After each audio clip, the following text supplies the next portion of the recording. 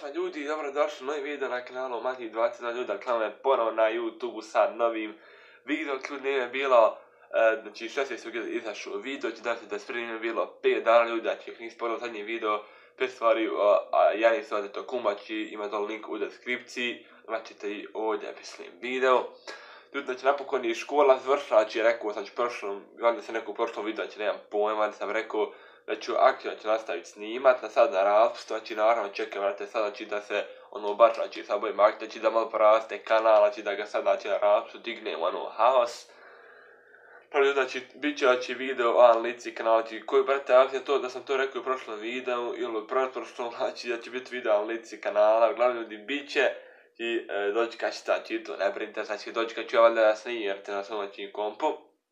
Znači nebitno to će da se bacim na današnji video. I kada se prijatelji po sam naslov ovog videa će danas ćemo da radimo jednu vrlo top temu da kažem, znači bar mene, znači, a to je kako je nastao, dakle, YouTube, dakle u naslovu dakle ćete poslušati priču, dakle o tom kako je nastao YouTube, dakle još neke zanimljivosti o YouTube-u, dakle full priča, vrate. A kad se vidite ovaj video, obvezno ostavite like, subscribe-ujte na kanal, palite zvonce kako bi dobili obavještenja na novim videima i također pišite u komentarima ako ima dakle nekih još full, znači super ideja znači za videa, znači to mi fali, će neke baš top ideje koji raju zanima, znači tako da pišite komentare. Znači vidite, znači malo sam prejeno, znači uvijek vas snima, znači ne mogu, brate, ubi me van svjetlost na ovoj strani, znači svjetlost videa, znači svila sam video uglavnom, tako da ne vidim nikako, ovako je super. Dakle ljudi, znači uživajte ostatku videa.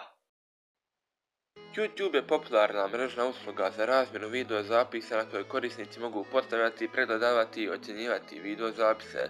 Sjedište YouTube je u San Brunu u Kaliforniji. YouTube pruža korisnicima mogućnost da otpreme, pogledaju, ocijene, podijele, dodaju na playlistu, prijave i komentaršu videe, te da se pretplate na kanale korisnika. Nudi širok raspon sadržaja koji generišu korisnici, kao i videe korporativnih medija. Dostupni sadržaji uključuju videoklipove, klipove TV programa, muzičke videe, kratke dokumentarne filmove, audio snimke, trailere filmova, streamovanje uživo i drugi sadržaj kao što je videoblogging, kratke originalne video snimke i edukacijni sadržaj. Većinu sadržaja na YouTube otpremaju pojedinci, a medijske korporacije kao što je CBS, BBC, Vevo ili Hulu nude nešto od svog materijala preko YouTube-a kao dio programa partnerstva sa YouTube-om. Neregistrovani korisnici ne mogu da otpremaju videe niti da komentaršu. Videi koji se smatraju potencijalno neprikladnim dostupni su samo registrovanim korisnicima koji moraju da potvrde da imaju najmanje 18 godina starosti.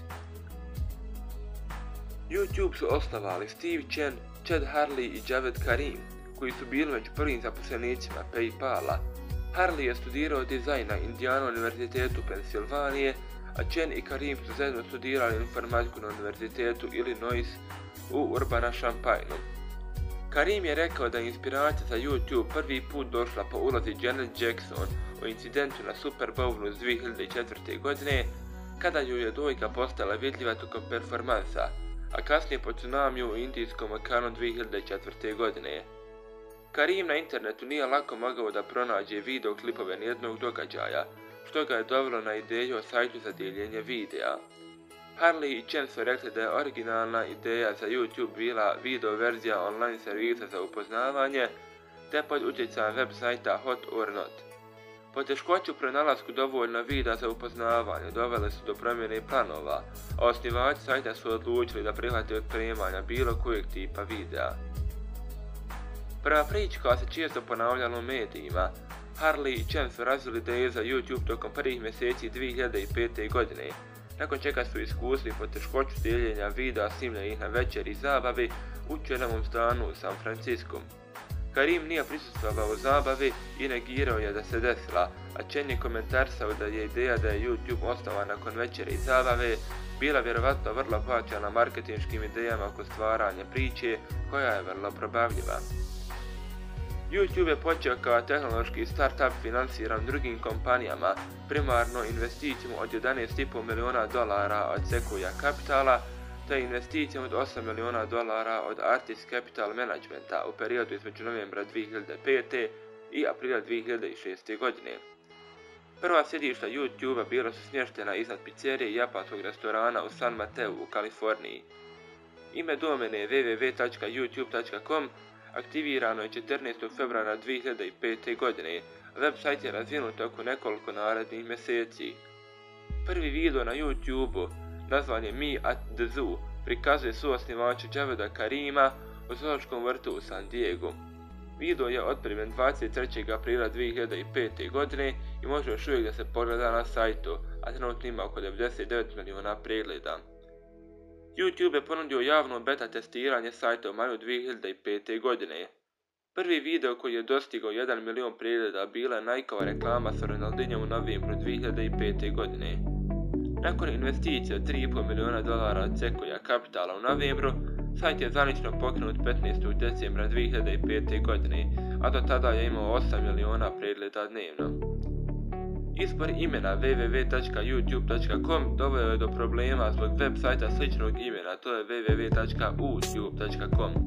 Vlasnik drugog sajta Universal Tube and Roll Form Equipment podnio je tužbu protiv YouTube-a u novembru 2006.